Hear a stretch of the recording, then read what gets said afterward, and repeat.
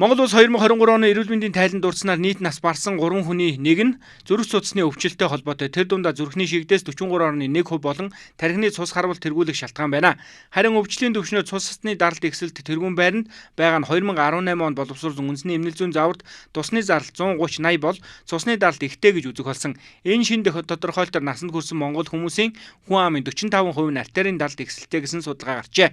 Mongolia and Germany have the same problems. Зүрх судасны өвчний шалтгаанд нас баралт харвалт зүрхний шигдээс Монголд өндөр байгаа гол шалтгаан нь эрсдэлт хүчин зүйлээ хангалттай сайн бууруулж хэн чадахгүй байна гэж үзэж байна. Эрсдэлт хүчин зүйл гэдэгт хамгийн гол нь артерийн даралт ихсэл. Ийм учраас даралтаа сайн хянж барьж байх ёстой.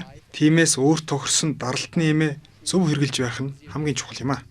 Монгол улсад зүрх судасны өвчлөл нэмэгдэж цусны зардал ихсэлт нийгмийн эрүүл мэндийн ноцтой асуудал болоод байна. Энэ үед холбооны бүгд найрамд Герман улсын Берлин хеми минерийн компани санаачлагаар холбооны бүгд найрамд Герман улсын зүрх судасны салбарын хүндэт профессор зүрх судасны эмгийн эмчилгээний чиг хандлага, эмийн эмчилгээний дэвшилтийн шийдлүүдийн талаар эмч мэргэжлүүдэд илтгэл тавьж дурчлагаа солилцлоо.